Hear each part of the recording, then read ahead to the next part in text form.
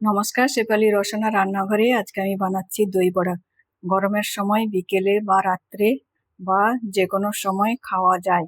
খুবই সুস্বাদু হেলদি একটা স্ন্যাক্স। আশা করি সকলের ভালো লাগবে। সাবস্ক্রাইব কমেন্টস করে জানাবেন কেমন লাগলো।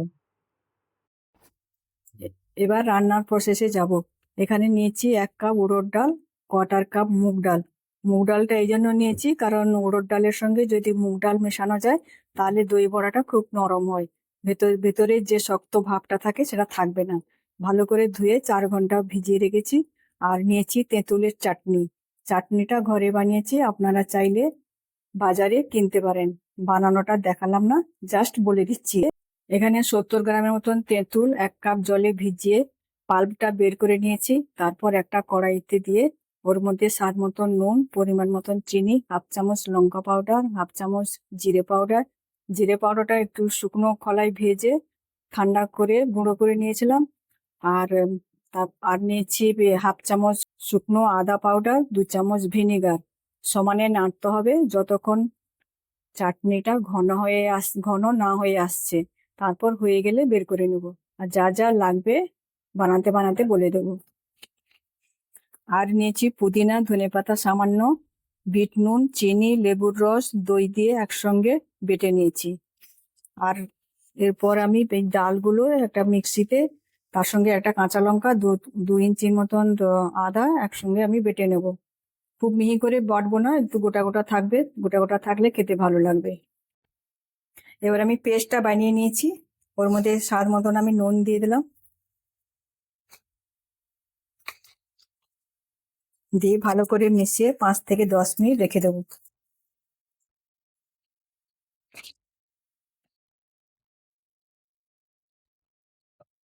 ভালো করে মেশালে বড়াটা খুব সফট আসবে।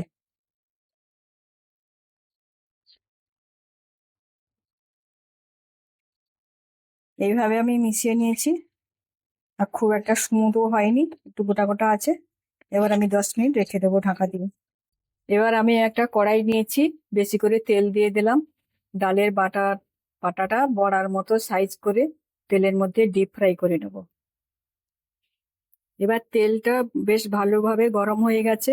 এবার ফ্লেমটা আমি মিডিয়াম করে নিলাম, কারণ হাই ফ্লেমে যদি আমি ভাজি তাহলে বড়াগুলো তাড়াতাড়ি ব্রাউন হয়ে যাবে, কিন্তু ভেতর থেকে কাঁচা থেকে যাবে।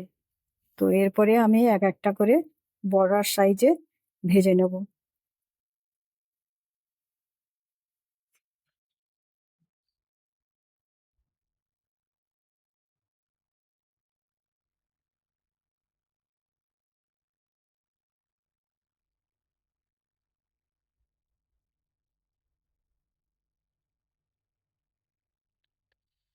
এবার বড়াগুলো একটা সাইড হয়ে গেছে, আর একটা সাইডে আমি উল্টে দিচ্ছি।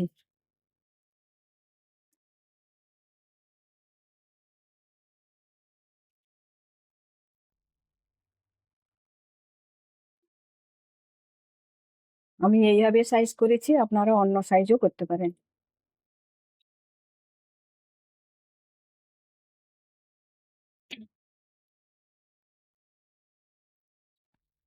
এবার বড়াগুলো ভাজা হয়ে গেছে, ব্রাউন কালার চলে এসছে। আমি বড়াগুলো তুলে নিচ্ছি, দিয়ে একটা টিস্যু পেপারে রেখে দিলাম, এক্সেস তেলগুলো বেরিয়ে যাবে।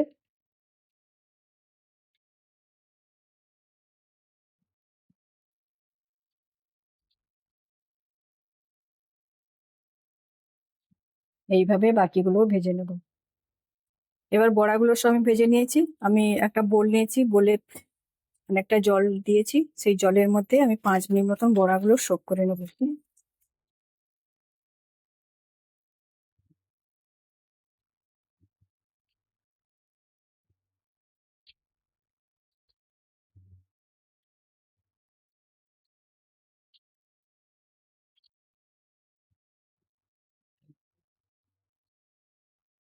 এবার 5 মিনিট বড়াগুলো জলে সোক হয়ে গেছে।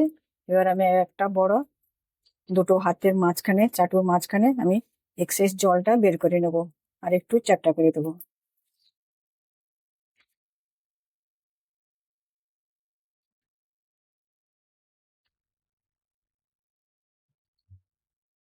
জলটা ভালো করে বেরিয়ে গেলে তাহলে দইয়ের সঙ্গে ভালো করে সোক করে যাবে।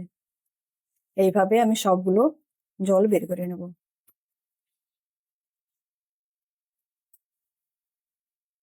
এবার সব বড়াগুলো আমি ভালো করে জল বের করে নিয়েছি এইভাবে। এবার আমি একটা পাত্র নিয়েছি, ওর মধ্যে 1/2 কিলো টক দই দিয়েছি, স্বাদ মতন বিট নুন আর পরিমাণ মতন চিনি দিয়ে ভালো করে ফেটিয়ে নিয়েছিলাম। এরপর আমি কয়েকটা বড়া ওর মধ্যে দিয়ে দেবো।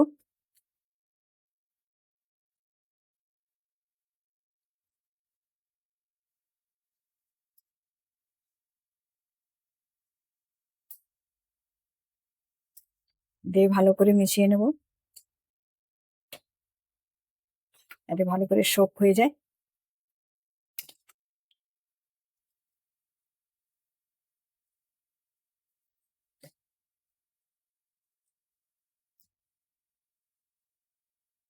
এরপর আমি উপর থেকে গার্নিশ করে নেব।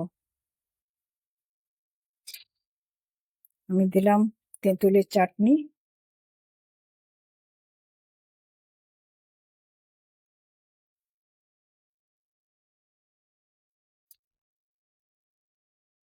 এবার দেবো একটা গ্রিন চাটনি। আমি গ্রিন চাটনি দিচ্ছি, আপনারা দিতে চাইলেন দেবেন, এটা অপশনাল। আর দেবো ভাজা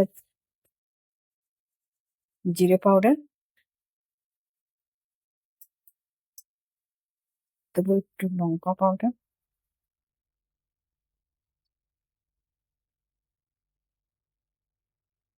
এটা কাশ্মীরি লঙ্কা পাউডার, ঝাল হবে না। আর দেবো কিছুটা ঝুরি ভাজা।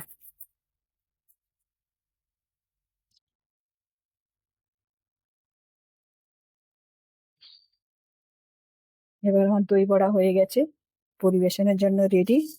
আশা করি আপনারা একবার বানিয়ে চেষ্টা করবেন। বাড়িতে বানানো আর দোকানে বানানো অনেক পার্থক্য পাবেন। ভালো লাগলে কমেন্টস করে জানাবেন কেমন হলো। দেখার জন্য থ্যাংক ইউ।